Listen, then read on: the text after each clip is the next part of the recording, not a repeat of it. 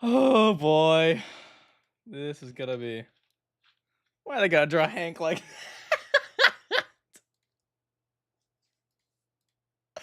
Why do they have to draw Hank like that? They didn't have to do him like that. Come on.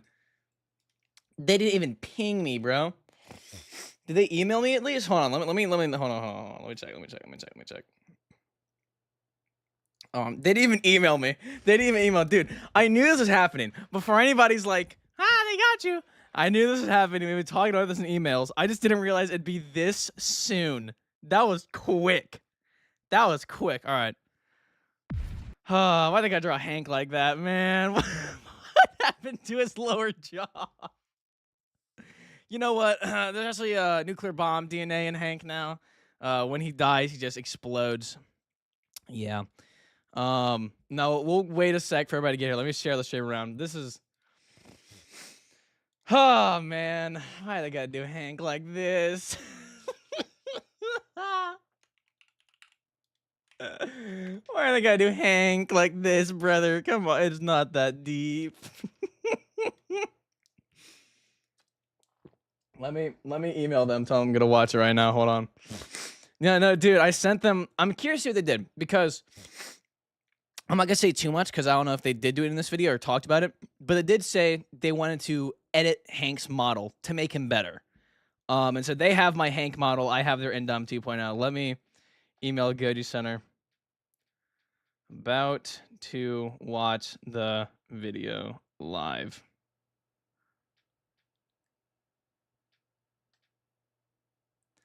I want to make it crystal clear. There's no beef between me and Goji Center. I saw people thinking there was. There's not. This is entirely funny, just friendly back and forth. There's no. I want to make that clear because people love having beef nowadays.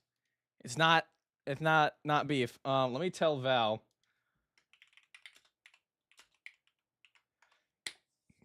Oh man, I don't want to click on it, man. I don't even want to click on it. Oh god, dude. Where was it? Where's their Indom 2.0?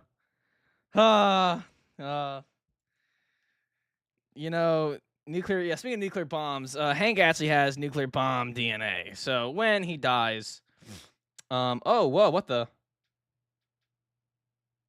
Oh, whoa, hold on. Everybody, hold on. Even bigger news. Hold on. Shout out Ryan for sending me this on Instagram. We have our, wow, that's great timing. First look at the behind the scenes for Legacy of Monsters Season 2. Dude, okay, we got the Monarch traveling thingamading-ding and some Apex cybernetic Jeeps. That is awesome. They're on Skull Island. Games from Skull Island, second season, Monarch Legacy of Monsters in production. Brother, you had him literally all last season. Godzilla fans when the MonsterVerse isn't the Godzilla verse. Okay. All right. Okay. If you guys are ready to watch, say go. I want to see you guys spam it because I don't want to click on it, man. They gotta do Hank like this. Leave Hank alone. Leave him alone. Okay, well, here's the thing. Hold on. We need to get this go. We need to get this ready. He beat the 2.0. That's all that matters. I never designed him to take on a 3.0. So before anyone says Hank loses, yes, to the 3.0, not 2.0. Gotta make that clear. Let's get into it. All right. Here on Goji Center HQ, the team was minding our own business, cooking up some upcoming batches of nightmare fuel for a future episode, when this came up on our radar. Oh, don't worry, if we hadn't noticed it, plenty of other people would have, and we're all too happy to let us know.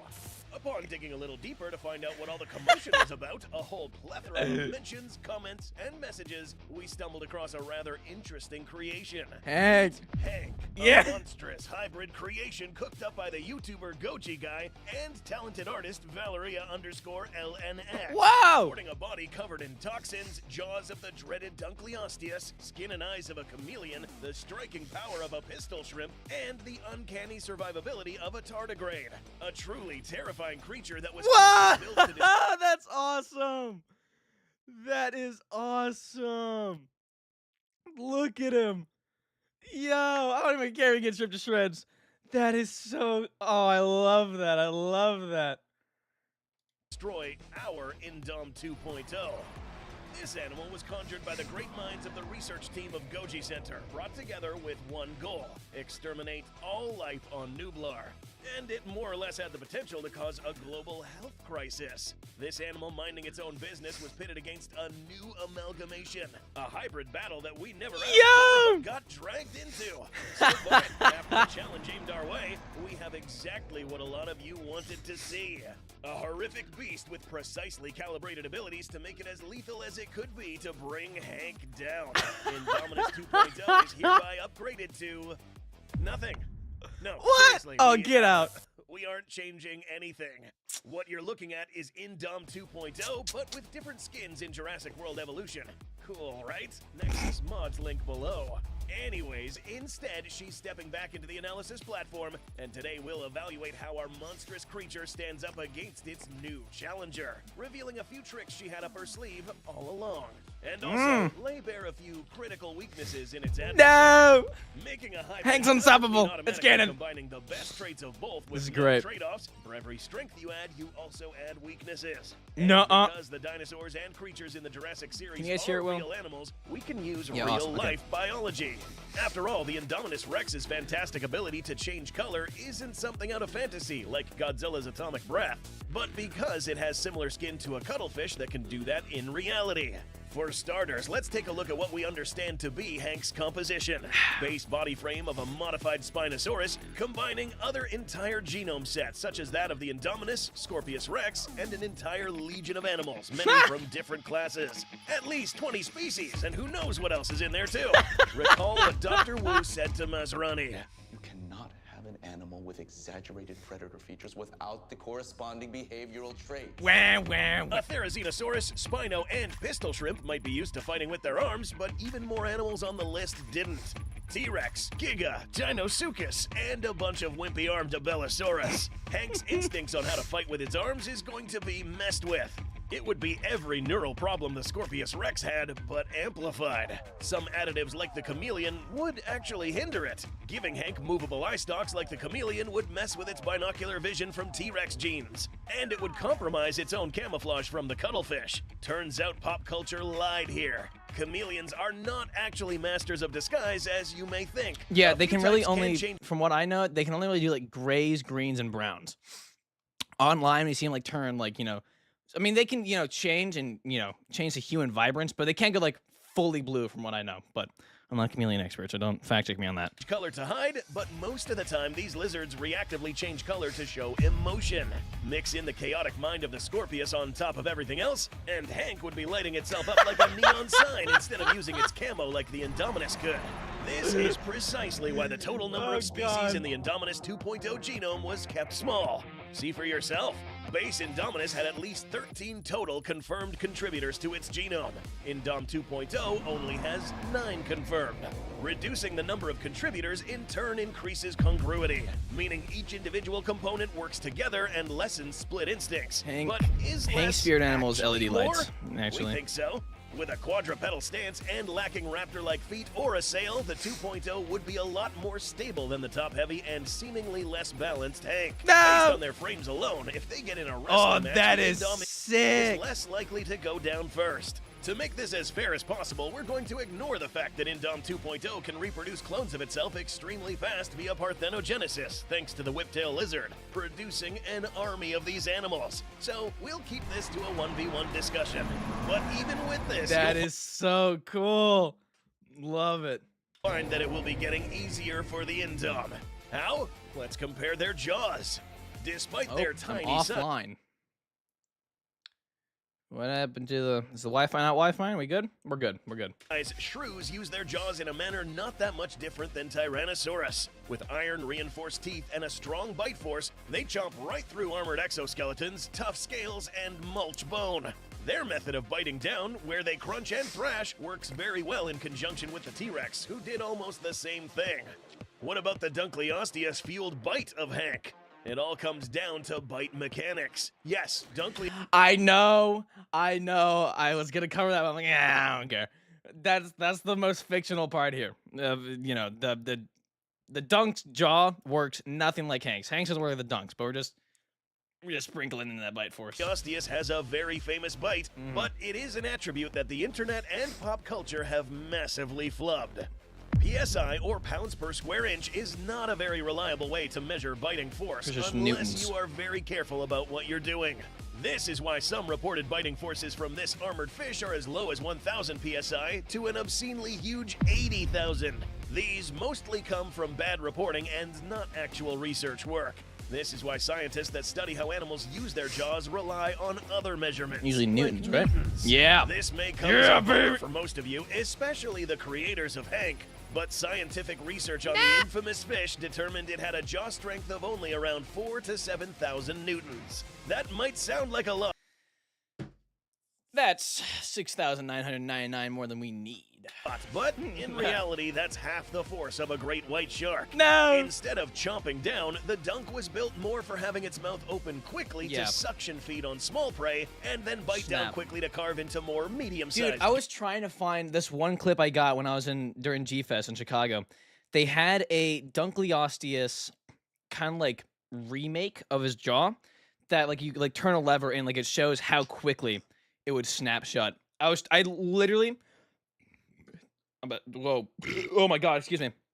Sorry, I get gassy when I see bullshit. Not playing. No, but there was I was trying to find that, but there's this cool exhibit prototype thingy in the what's it called? Field Museum. It's great. The findings of one Dunkleosteus that was attacked by another also shows this shearing bite failed to penetrate the thick armor on the fish. Meaning the full-body bony armor of the Indom 2.0, courtesy from the dwarf croc, would actually resist a lot of Hank's bite. But why not factor in the bite force of the other contributors in Hank's genome, like T-Rex? Oh, no.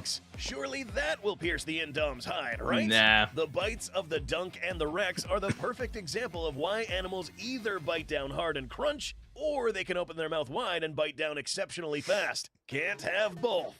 Trying to put T-Rex force behind the Dunk's jaw can result in the poor thing smashing its own face. Okay, but surely those overpowered arms wielded by Hank can punch Indom 2.0 into oblivion with hundreds of tons of force. Well, let's find out. One of Hank's killer apps to try to make it the killer of 2.0 was one of the most innocuous-looking creatures in the ocean.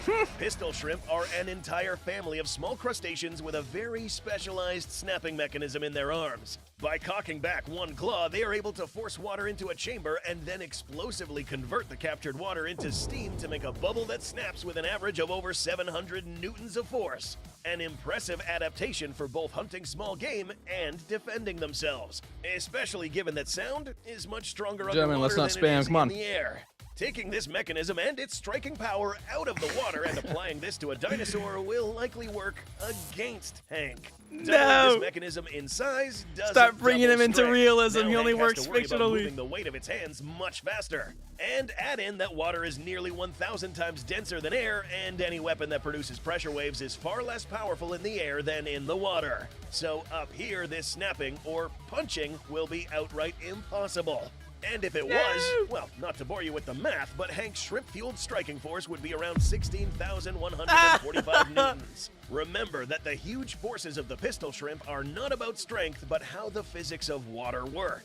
But let's throw water physics out of the window, and let's say that these hands strike with said hundreds of tons of force. Unless Hank's shoulders are made of vibranium, Hell the yeah, blowback bro. would shatter its own arms even if it missed. Dinosaur arms aren't meant to do these things at this scale, and honestly, you can't expect them to. Hey. Hank would disarm Hey, I want to make it clear. Hank's job is to kill the 2.0, not to survive. As long as the 2.0 is dead at the end of it, that's all that matters. itself on day one upon using this striking force on practically anything, before it grows up large enough to fight the 2.0. So far, we have an animal with a shattered face, broken forearms, self-inflicted by the way, and now it's the perfect time we bring up something Hank's creators may have forgotten about.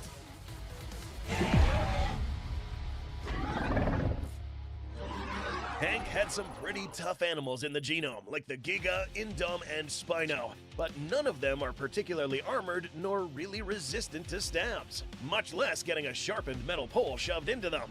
Even if facing against the one-punch man of hybrids, the Indom 2.0's tool use, dexterity, and grappling would give her plenty of means to strike back, including at range. Recall that the Great Ape genome and hand augmentations allow That's the it, Indom Godzilla to make use doing of it. these Not playing. effectively and with purpose. But if we're going to stick solely on weapons that aren't laying around on the floor, another one of Hank's defense mechanisms comes into play. In nature, one of the most common defenses and offenses are poison and venom. Hank comes into the fray with a modification to the oil-producing glands it has across its skin, producing a toxin that causes what is technically called intravascular coagulation.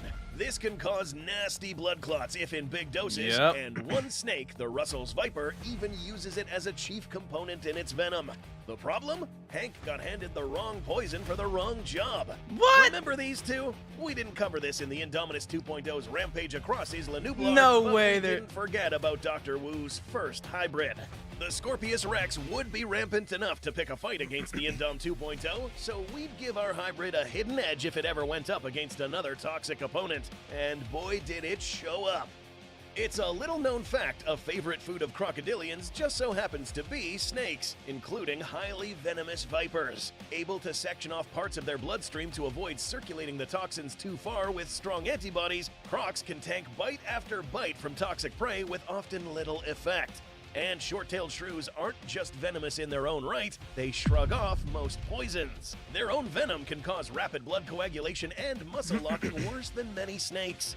They are immune to their own and similar toxic elements called glycoproteins. Add in a hyperactive metabolism that can break down blood clots and purge toxins very quickly, and it's a big pair of reasons why shrews are also known to hunt and kill snakes many times their size. So, in other words, Give him Hank's Goku defense TM. wouldn't Yeah. do anything to Yeah, the he's Indom got Saiyan in him. 2.0. Blood clots just couldn't affect it enough.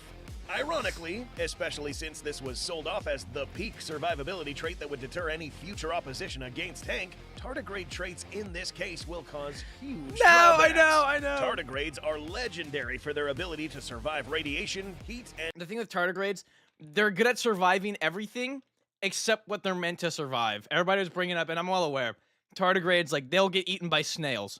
They are resilient to literally everything except the predators for no reason at all. I have no idea why. when in their dormant state. The key to this are the gel-like proteins that surround their cells called CAHS proteins. This gel can spare the cell from a lot of things, but it can't stop toxins that attack the connections between the Unfortunate. cells. And coincidentally, this is exactly how the neurotoxin in the shrew venom works in addition to blood clotting.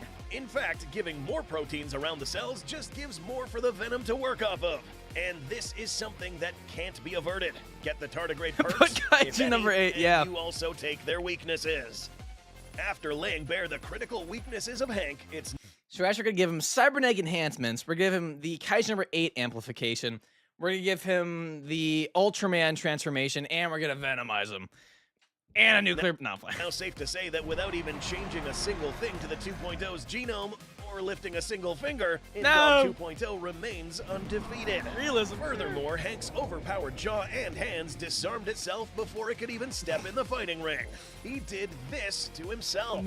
However, to the merit of Hank's creators, this is a fantastic design as a monster. With just raw force or some tweaks, Hank could stand his ground Are they gonna against do the it? 2.0 and actually have a good shot at winning. Its visible adaptability to swimming and being adept to most terrains, truly horrifying appearance, and malevolent nature is truly something that we at Goji HQ appreciate and would look forward to featuring on the channel again. But here on Goji Center, we are not cooking up 3.0 to counter it. No! 2.0 is lethal enough. For now, though, Indom 2.0 has other problems to worry about. Much bigger problems. Whoa! They're making some sort of herbivore of some sort. Sick. Yeah, they're... nah! No, that was great, though. That was phenomenal. I got a comment, of course. What did I do? What should I do? What should I do? This is important, because I'm going to say this, and it'll most likely be top-liked.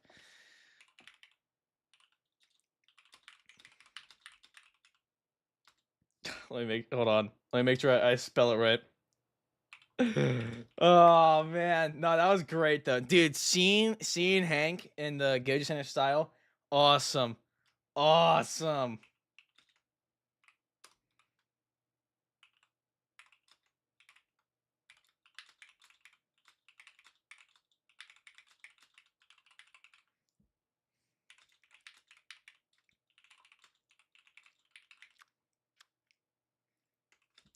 I want to make it clear, I will not be making a response video to this. Ah, there, no, Center, leave Hank alone. Oh, I spelled Bomba wrong. What the heck? Did I spell it? Hold on. Did I spell it right or wrong? Because now I'm second guessing myself. Hold up. No, I got it. Dude, Center watches from the shadows. They didn't comment at all throughout the stream. They didn't comment on any of the posts, but they saw them all. That's hilarious. Yeah, he has bomb DNA. Don't question it. We actually engineered. You know the bomb that Sarazawa gave to Godzilla? Yeah, that's actually inside of Hank's body. No, that's great. That's great. Poor Hank. Here on Goji's. He's out of his element. He's out of his element. He got taken out of fiction. He was put in realism. He's not gonna work realistically. Come on now. Bro, it has been up for 31 seconds. Oh, okay.